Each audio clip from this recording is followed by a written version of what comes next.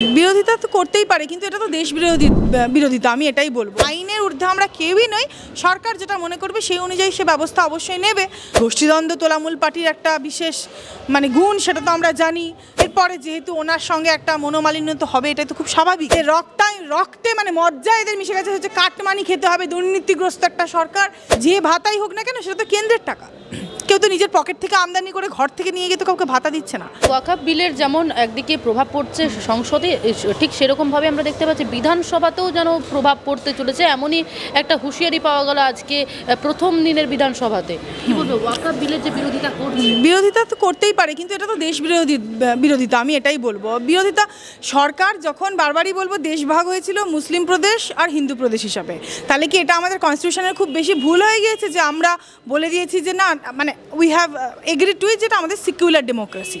সিকিউলার যদি এটাই হয় যে আমরা সবসময় সরকারের বিরোধিতা করব, যেটা ভারত সরকার, যেটা সেন্ট্রাল গভর্নমেন্টের ওপরে পুরোপুরি তাকে বইটাতে যেটা বলা আছে আমাদের ওয়াকফের যে রুলসটা, যে central government can amend, central government can terminate, central government can issue, central government can propagate, সবটাই সেন্ট্রাল গভর্নমেন্টের ওপর। Central government can direct. তাহলে সেইখানে আমরা দেশ বিরোধিতা কেন করব?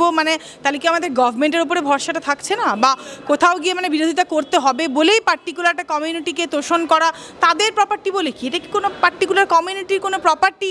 এটা কি হয়? এটা তো হয় না। তারা এনজয় করে এসেছে বলে কেউ যদি মনে করে, যেমন আমরা আইনের সিভিল লটাতে আমরা জানি যে তুমি কাউকে বিনা নোটিসে বা without due process of law তুমি ইভেন একজন টেনেন্টকে উচ্ছেদ করতে পারবে না। একজন লোক যে এই জায়গাটা, মুখ্যমন্ত্রী 30 তারিখে একটা কর্মসূচি রাখছেন বিরোধিতা করে, উনি কর্মসূচি রাখতেই পারেন, কিন্তু ওনার তো কোনো ব্যক্তিগত পাওয়ার নেই এই ক্ষেত্রে। উনি রাখতেই পারেন, ডেফিনেটলি শি ক্যান, সেটা ওনার ইচ্ছা। সেটা একটা পার্টিকুলার কমিউনিটিকে তোষণ করে যিনি রাজনীতিটা এতদিন ধরে এগিয়ে গিয়েছেন এবং সেই ভোটে দিনের পর দিন ধরে তিনি বিপুল ভোটে জয়ী হয়ে এসেছেন এবং আজ পর্যন্ত ক্ষমতায় উনি আছেন বহাল তবিয়তে, তাহলে তিনি সেটা করবেন, সেটাতে কোনো আশ্চর্য রাখে না।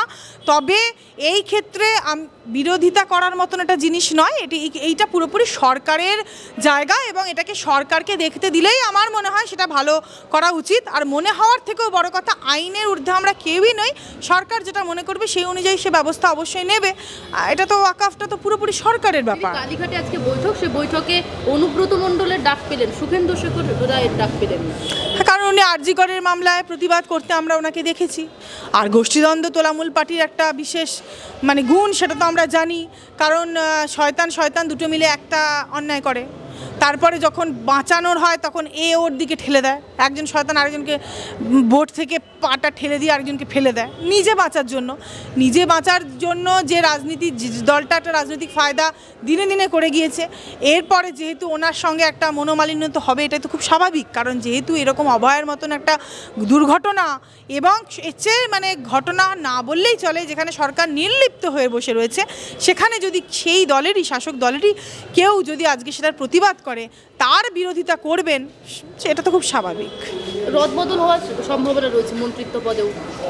ভালো, রদবদল হওয়ার, ওরা তো রদবদল করেই বা কী হবে? মন্ত্রিত্ব পদ রদবদল দিয়ে ইট উইল নট চেঞ্জ।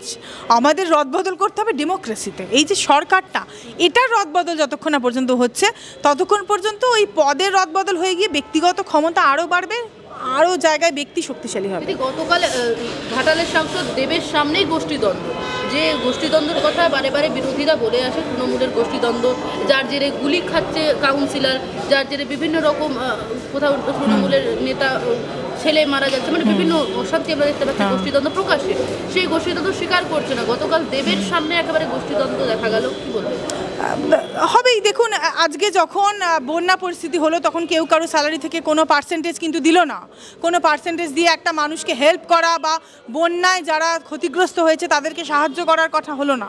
ক্ষমতার দখলের জন্য তখন তাদের মধ্যে গোষ্ঠীদ্বন্দ্ব হচ্ছে, যে তৃণমূলের মধ্যেই গোষ্ঠীদ্বন্দ্ব হচ্ছে, যে কে কোথা থেকে দাঁড়াবে, কে কাকে মুখ করা হবে। এই জায়গাগুলো একমাত্র এই সরকারই হতে পারে। এরা মানুষের মনের মধ্যে সেই জিহাদিকরণের মতন বুকের ভেতরে ঢুকিয়ে দিয়েছে। রক্তে মজ্জায় মিশে গেছে এদের দুর্নীতি, এদের রক্তে মজ্জায় এদের মিশে গেছে, হচ্ছে কাটমানি খেতে হবে। দুর্নীতিগ্রস্ত একটা সরকার, এবং এরা এটাই মনে রাখছে যে আমরা কিভাবে বড়লোক হব দুর্নীতিগ্রস্ত টাকা নিয়ে, কিভাবে আমরা বড়লোক হব। এদের কোনো শিক্ষা, সংস্কৃতি, better future, rule and order, law maintain হওয়া, সেই সরকারের দিকে এরা নেই। তাই জন্যে এই তুচ্ছ ঘটনা, যেখানে রাজ্যে একের পর এক হিনিয়াস ঘটনা ঘটে যাচ্ছে, অভয়ার কাণ্ড নিয়ে যাতে মানুষের মুখ বন্ধ করে দেওয়া যায়, অভয়ার ঘটনা মানুষের মন থেকে ভুলিয়ে দেওয়া যায়, এবং অভয়ার ঘটনার পাশাপাশি এই যে কমিউনাল রাইটসগুলো লাগিয়ে, মানে মোদ্দা কথা আর.জি. করেরকে বিচার পেতে দেবে না। এটা মানুষ চেপে যাক, চেপে গেলেই এইটাই তো টাইম, ঠান্ডা সময় আসছে, এইভাবেই ক্ষমতার গদিটাকে চিরস্তরে মানে অধিগ্রহণ করে রাখা, এইগুলোর কারণেই কিন্তু এগুলো প্ল্যানেরও অংশ হতে পারে। সত্যিই গোষ্ঠীদ্বন্দ্ব নাকি এখন প্ল্যানের অংশ, সেটাও শুড বি ইনভেস্টিগেটেড। কালকে রাজ্যপালের একটা আবক্ষ মূর্তি উদ্বোধন করলেন রাজ্যপাল নিজেই, সেটা নিয়ে তৃণমূলের তরফ থেকে ইতিমধ্যে বিভিন্ন রকম চর্চা শুরু হয়েছে, কি বলবো? রাজ্যপালের মূর্তি রাজ্যপাল নিজে উদ্বোধন করেছেন।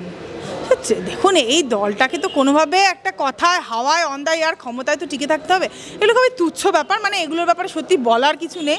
ঠিক আছে, যে নিজে মনে করেছেন আমি একটা আমার মূর্তি উদ্বোধন করবো, সে করেছে।